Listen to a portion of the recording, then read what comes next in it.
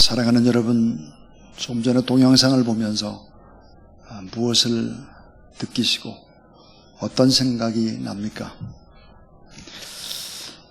점점 더 삭막해져가는 세상에서 가장 필요한 것이 무엇일까? 정말 비정한 시대, 이 시대에 진짜로 필요한 것은 뭘까? 그것은 눈물 한 방울이다 그랬습니다. 고 이어령 교수께서 돌아가시기 전에 코로나가 계속될 그때 병상 위에서 사위어가는 노석학은 이 같은 말을 남겼습니다. 제가 한번 읽어보겠습니다. 온 인류는 절망과 공포, 두려움에 휩싸여 있다. 코로나 바이러스가 우리를 보고 비웃고 있다. 인간, 너희들의 모습은 짐승들이야. 까불지 마라. 나만도 못해. 난 반생명 반물질인데도 너희들이 나한테 지잖아. 인간의 위대한 문명이 한낱 미물에 의해서 사라지고 있잖아. 이렇게 말하고 있어요. 우리는 피 흘리는 혁명도 경험을 해봤고 땀 흘려서 경제도 부흥해봤어요. 그러나 딱 한 가지 아직 뜨겁게 경험하지 못한 것이 있어요. 그것은 나를 위해서가 아니라 남을 위해서 뜨겁게 흘리는 눈물 한 방울입니다. 인간의 따뜻한 체온이 담긴 눈물입니다. 이것이 사랑이요, 이것이 기적을 일으키는 요소입니다. 인류는 이미 피의 논리, 땀의 논리를 가지고는 생존할 수 없는 시대를 맞이했어요.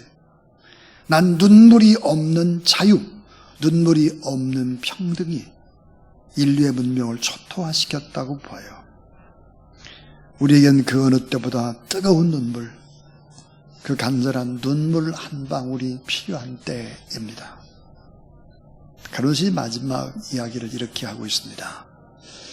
미래를 예측하는 미래학자인 제레미 다이아몬드나 유발 하라리 같은 지식인들이 외치는 100마디의 말이 트로트 한 곡이 주는 위로를 당해내지 못해요.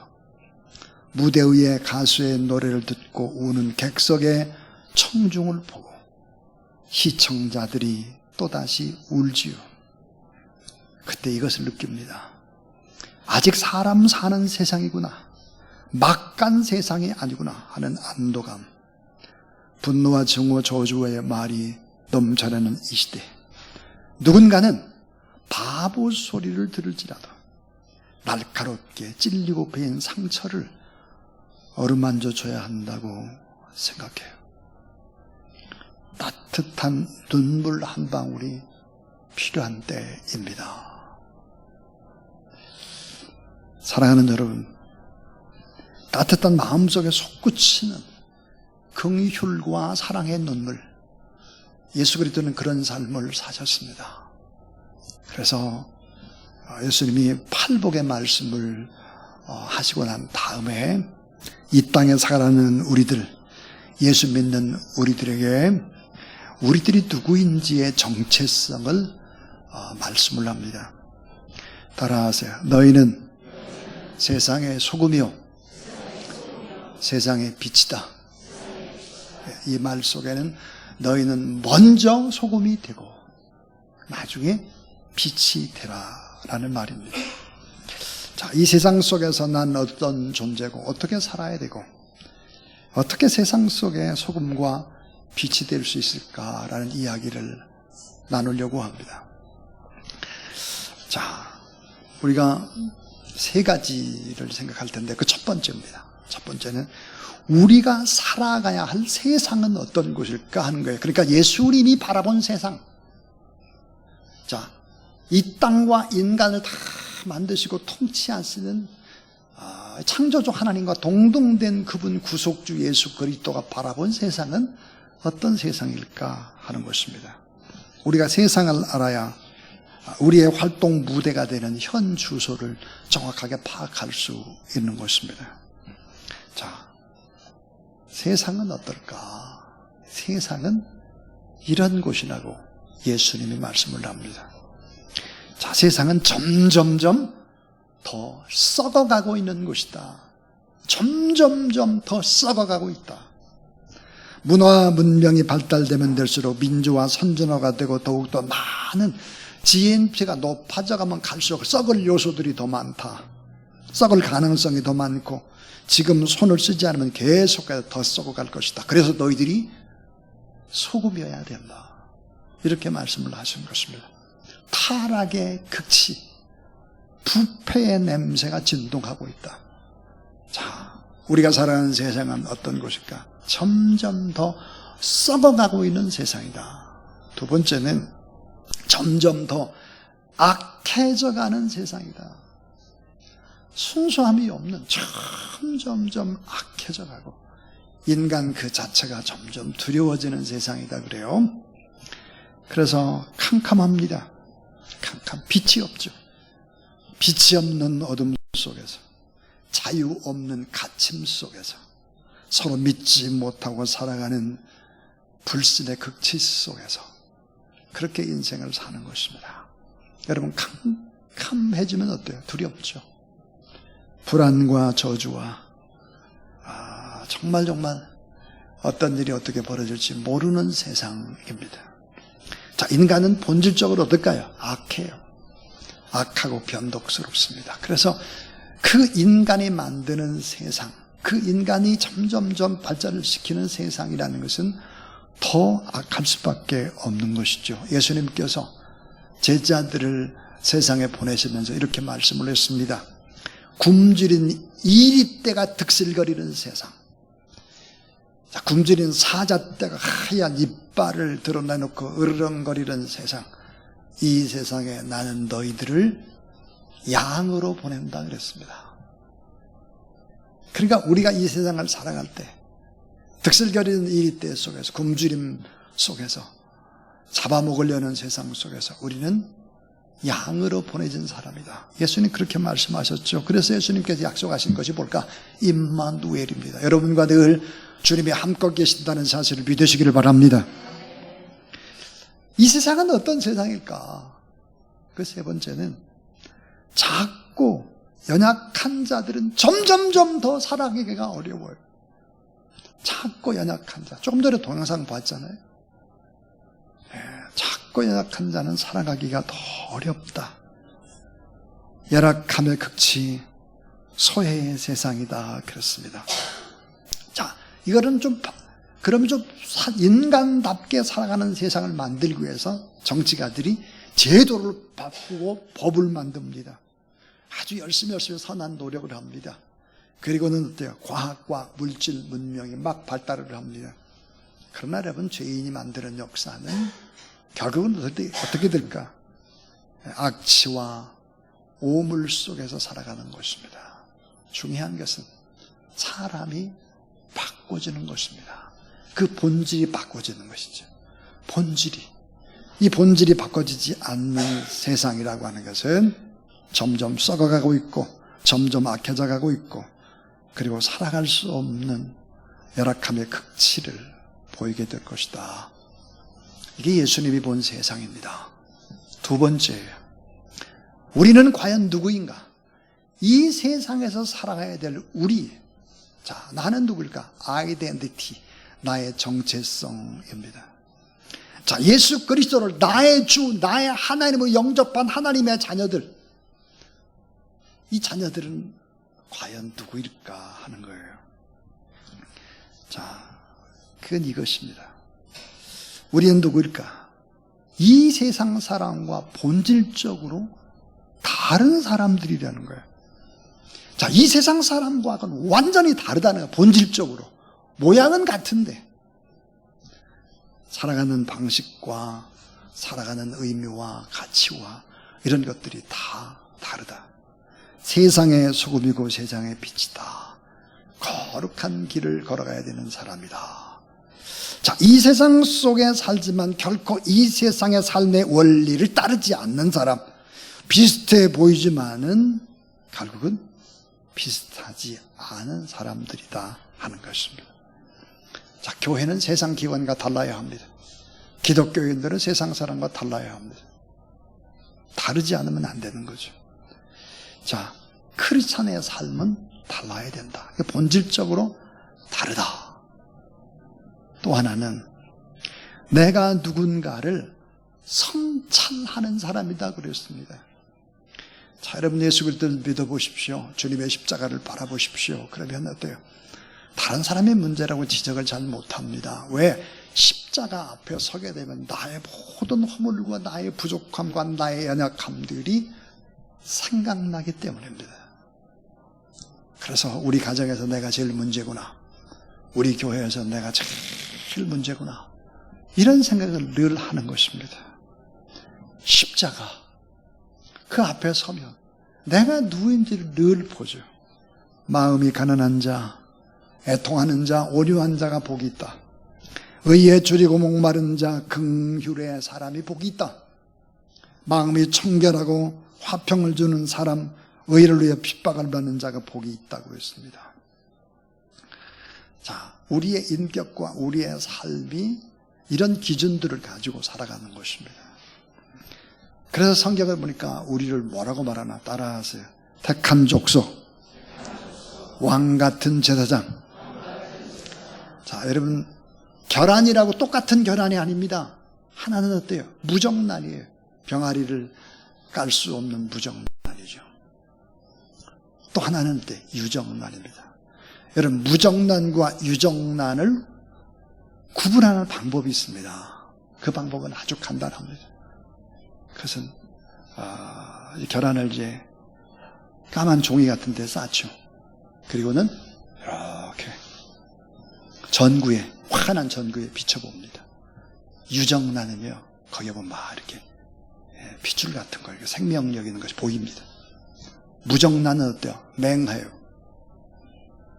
똑같은 계란인데 생명에 태어날 수 있는 유정란이 있고 태어날 수 없는 무정란이 있는 거예요.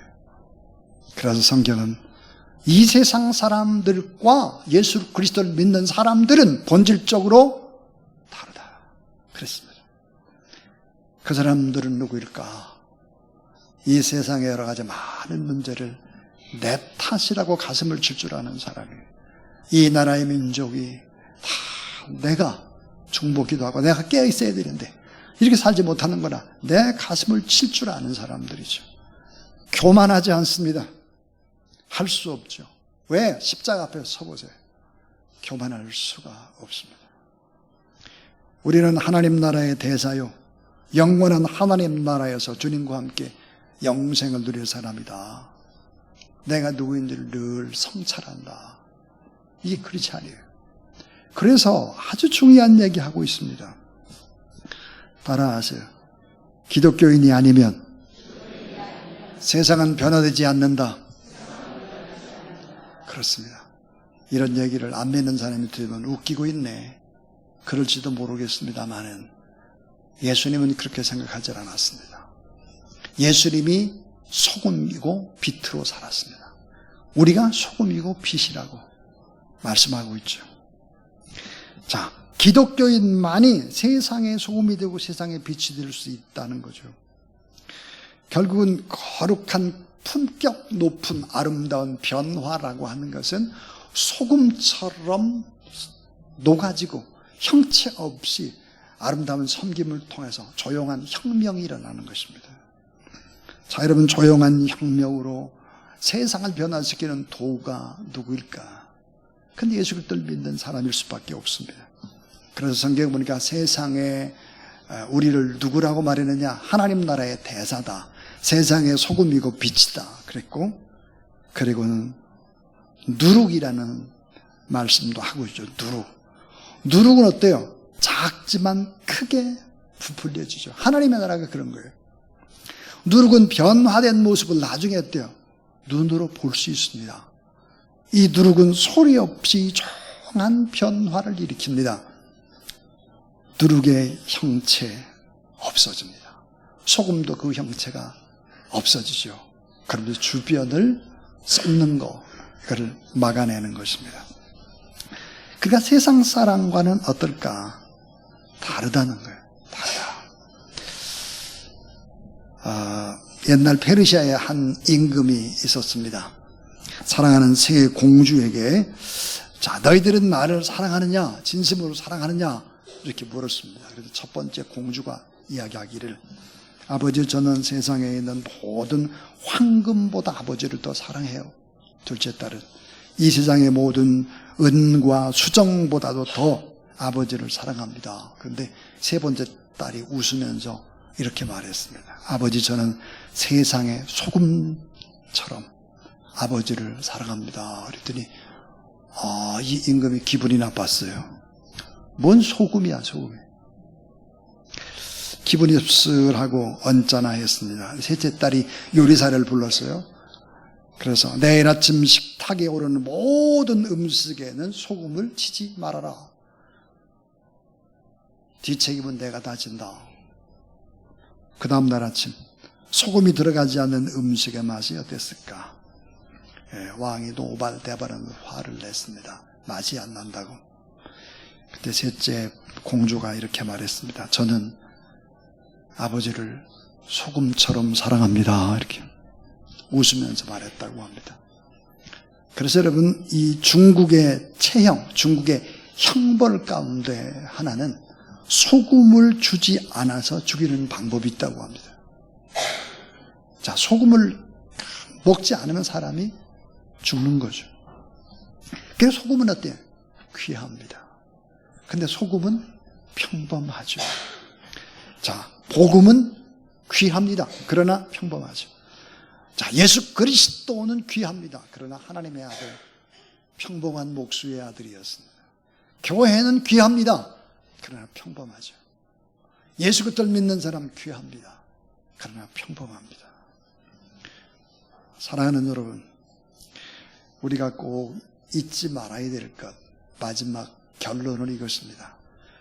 어떻게 살아야 소금으로 살 수 있을까요? 어떻게 우리가 소금으로 살아가야 되나, 이 세상에서? 그 소금으로 사는 방법이 뭘까요? 소금은 이것입니다. 썩는 것을 방지하는 방부제의 역할입니다. 방부제. 썩는 곳에서 썩지 않도록 해내는 삶. 썩는 것을 막아야 생명이 살게 되죠. 썩은 사이를 썩지 않게 하는 방부제의 역할. 이 역할을 여러분이 있는 자리에서 잘 감당해내는 여러분의 삶이 될 수 있길 주의 이름으로 축원합니다. 자, 맛을 내는 역할입니다. 맛을 내는 역할. 소금은 눈에 띄지 않으나 소금이 들어간 맛이 있죠. 우리 인간 삶 속에서 맛을 잃을 때 큰일입니다. 맛이라는 것이 뭘까요? 다른 말로 의미입니다. 의미.